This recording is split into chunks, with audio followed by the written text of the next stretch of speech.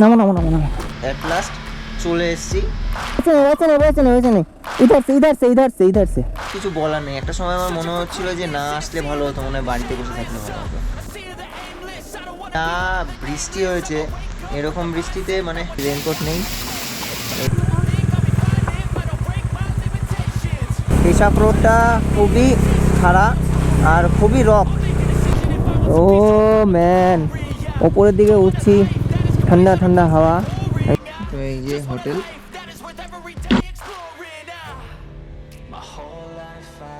Good morning from Siliguri.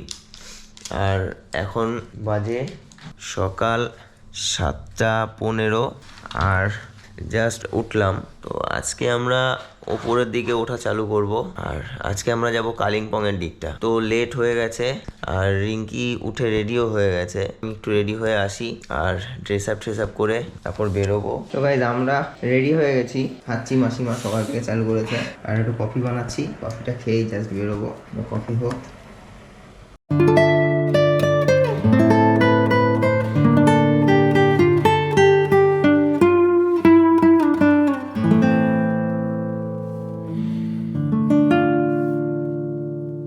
Guys আমরা ready, আর এই যে রিঙ্কিও রেডি হচ্ছে। তো আমারও কমপ্লিট, জাস্ট এখন বেরোবো। দেখো জ্যাকেট ফ্যাকেট পরে একদম ফুল রেডি হয়ে গেছি। আর এই যে আমাদের রুমটা, তো রুমটা বেশ ভালো ছিল। তো 1300 টাকা অ্যাপ্রক্সিমেটলি পড়েছে। তো স্যাডেল ব্যাগ রেডি হয়ে গেছে, আমাদের পিট ব্যাগ রেডি হয়ে গেছে, রেনকোটস নিয়ে নিয়েছি বিকজ আজকে বৃষ্টি হওয়ার প্রচুর পরিমাণে চান্স রয়েছে। আর ওয়াটার বোতল ফোতল সব কিছু নিয়ে তো এখন নিচে যাই, এই লাগেজ টাগেজ ফিট করি। তো গাইস ডে 2 শুরু করছি। ওম নমঃ শিবায়। তো এখন আমরা যাব কালিম্পংয়ের দিকে। তো জাস্ট হোটেল থেকে বেরোচ্ছি শিলিগুড়ি। ফার্স্ট এখান থেকে ফিউল আপ করবো, 3 টাক আছে, তাও ফিউল আপ করতে হবে। ফুল করে নিই এখান থেকে, one more time, full.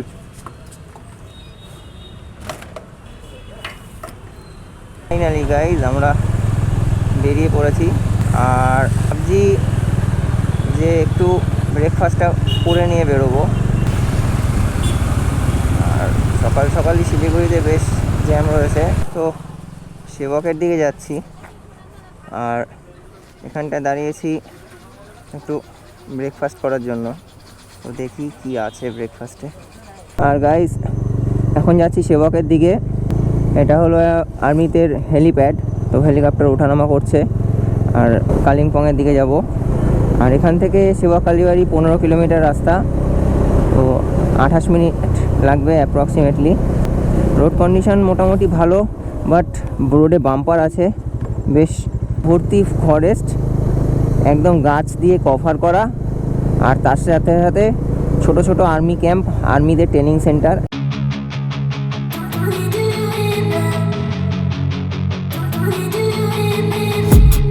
I've been dreaming on in my head like I've seen it. A life worth living is a life with. ও ভাই নজারা তো দেখো, মানে এক কথায় অনবদ্য। খুব সামনেই আমাদের হিল চালু হচ্ছে। Guys we are enter. তো আমাদের পাহাড়ে চড়াই উতরাই এবার চালু হবে।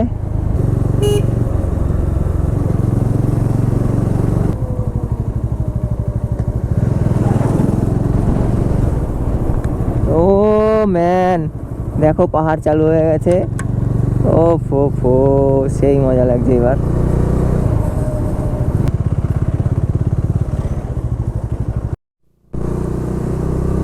তো গাইস আঁকা বাঁকা পথ দিয়ে আমরা চালু করে দিয়েছি ওঠা নামা। আর প্রথম 2-1 কিলোমিটার আমাদের একটু অ্যাডজাস্টমেন্টের জন্য সমস্যা হবে, সেটা জানি ভালো মতনই। তো এটা পুরুলিয়াতেও হয়েছিল। আর দেখো টোটালি আঁকা বাঁকা পাহাড়ের গা বেয়ে।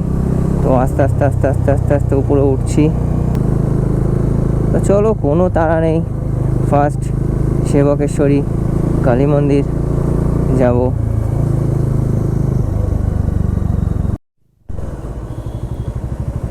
তো গাইজ আমরা চলে এসেছি সেবক কালী মন্দিরের কাছে। আমরা সোজা কিছুটা বেরিয়ে এসে কিছুটা টার্ন নিয়ে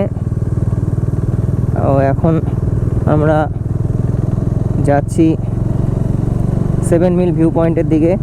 তো ত্রিবেণীর ঠিক কাছে, আর অলরেডি নিচে আমাদের সাথে তিস্তা নদীও সাথে দেখা হয়ে গেছে। তো ওই যে উনি নিচেই রয়েছে, আমাদের সাথে সাথেই চলছে। দেখো অ্যাম্বিয়েন্সটাই চেঞ্জ হয়ে গেছে। আর আস্তে আস্তে যত ওপরের দিকে উঠছি ঠান্ডা ঠান্ডা হাওয়া একদম লাগা শুরু হয়ে গেছে। তো গাইজ দেখো এই যে নিচে তিস্তা নদী রয়েছে, আমরা যাচ্ছি। এখনো পর্যন্ত তেমন কোনো খাড়াই রাস্তা আমরা পাইনি, আর ওয়েদারও হালকা হালকা মেঘলা রয়েছে। জানি না বৃষ্টি হবে কি না। আর সবথেকে বড় ব্যাপার হলো রিঙ্কির রেনকোট নেই, তো সেটা আমরা ফার্স্টে মাথায় আনিনি। তো আমাদের একটা রেনকোট এখান থেকে বাই করতে হবে।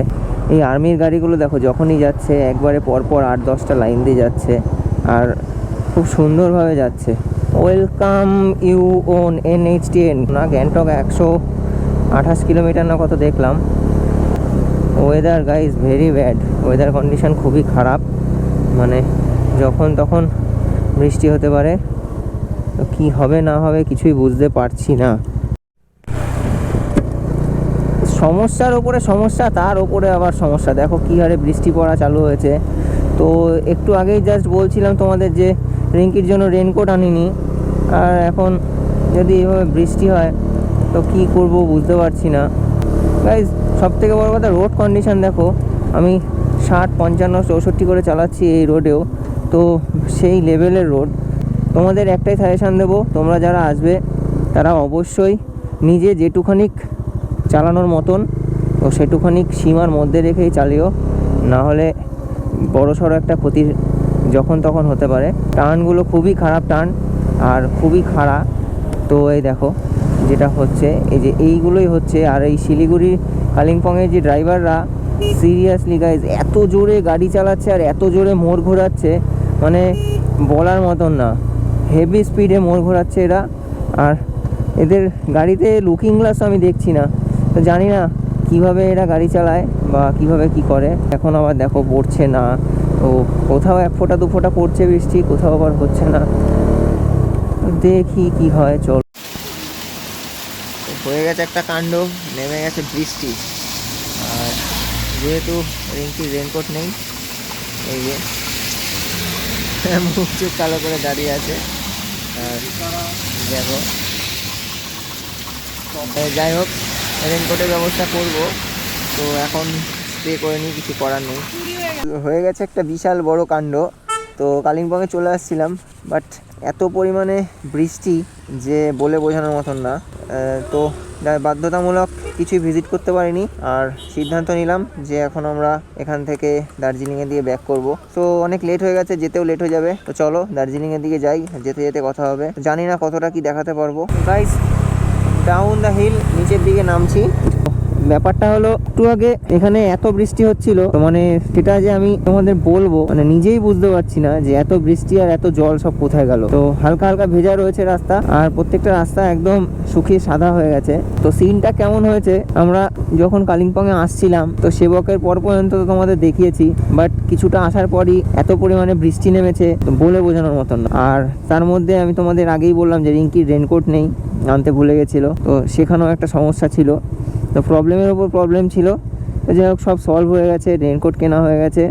বাট মানে ব্যাড লাক এটাই যে আমরা কালিম্পংয়ে উঠে গেছিলাম, বাট কালিম্পং ভিজিট করতে গেলে আমাদের কালকের দিনটা আবার থাকতে হতো। কালকের দিনটা যদি থাকতে হয় তো আমাদের আরও একটা দিন বাড়াতে হবে, তো কিছু করার নেই। তো যার জন্য আমরা কালিম্পংটা ড্রপ করে দিয়ে এখন দার্জিলিংয়ের দিকে যাচ্ছি। তো কিছু করার নেই, এটা ব্যাড লাক।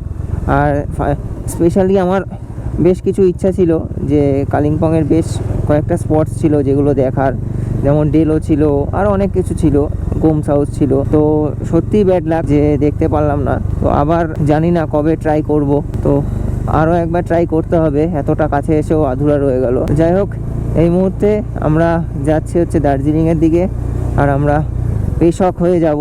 আসার সময় একটু আগে শুনছিলাম কয়েকজন বলছিল যে পেশক হয়ে এই টাইমে যেতে না, খুবই রিস্কি, বাট আমাদের কিছু করার নেই, আমাদের পেশক ছাড়া এখন আর কোনো উপায় নেই, আমাদের যেতেই হবে। বিকজ আমরা উল্টো দিকে বেরিয়েও গেছি, আর বেশ কিছুটা আসার পর আমরা ব্যাপারটা শুনেছি। তো নামি, পেশক রোডে উঠি, দেন তোমাদের আবার দেখাবো, আবার কথা হবে। আর জানি না কি দেখাতে পারবো আর কি দেখাতে পারবো না, কারণ প্রচুর পরিমাণে বৃষ্টি হচ্ছে, আর বৃষ্টির জন্য কোনো কিছুই মানে পারফেক্টলি করতে পারছি না। তো দেখা যাক।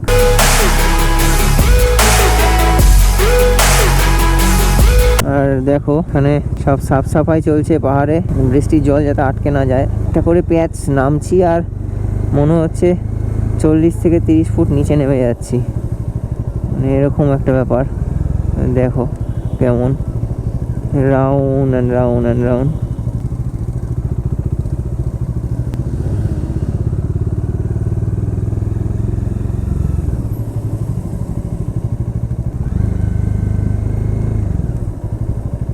তিস্তা ব্রিজ থেকে নেমে আমরা তিস্তা বাজারের দিক থেকে পেশক রোডটা ধরবো, আর এখান থেকে সোজা গেলে পেশক। তো আমরা ওই ওপরের ব্রিজটা থেকে নেমে আসলাম, আর বৃষ্টি হয়েই যাচ্ছে, বৃষ্টি থামার কোনো নাম নেই। আর আমার যা মনে হচ্ছে, তো গোপ্রো এক্ষুনি খুলে ফেলতে হবে, আর হয়তো দেখাতে পারবো না।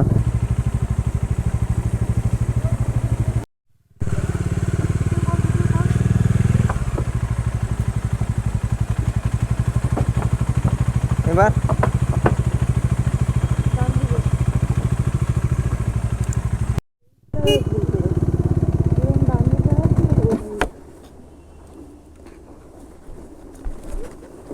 নামো নামো নামো নামো नाओ नाओ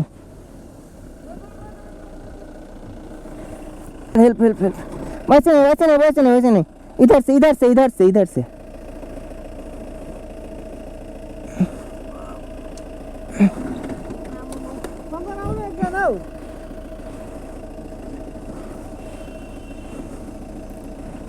गियर में नहीं है आपका भाई? गियर में है? हाँ गियर में है गियर में ना? हाँ चलो। তো গাইজ একটা খুব বাজে সিন হয়ে গেল। তো ব্যাপারটা হলো পেশাব রোডটা খুবই খারাপ আর খুবই রক, মানে প্যাচেসগুলো খুবই ডিফিকাল্ট প্যাচেস।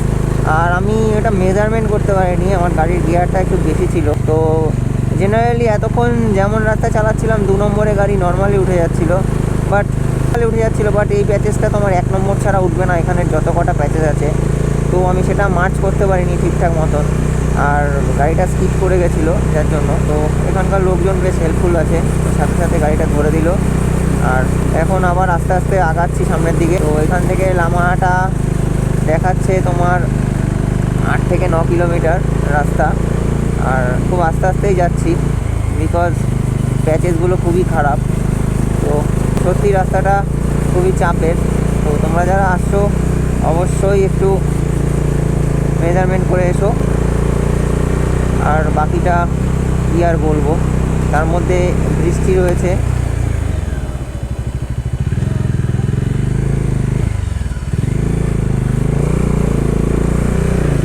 এই মুহূর্তে পাইন হ্যাভেন্সে, তো এটা হলো লামাহাটা। আর রাস্তার কথা কি বলবো গাইজ, মানে আমি ভেবে বিশ্বাস করতে পারছি না যে এরকম একটা রাস্তা। ফার্স্ট টাইম তো আমি মেজারমেন্টই করতে পারলাম না যে সেকেন্ড গিয়ারে উঠবে না ফার্স্ট গিয়ারে উঠবে। যাই হোক, লামাহাটা পৌঁছে গেছি, লামাহাটা ইকো পার্ক। তো আর ভালোই ঠান্ডা লাগছে এখন, রীতিমতন ঠান্ডায় কাঁপানি দিচ্ছে। জানি না কী করবে এখন, দেখি। অ্যাকচুয়ালি লিডার ছিলাম আমি।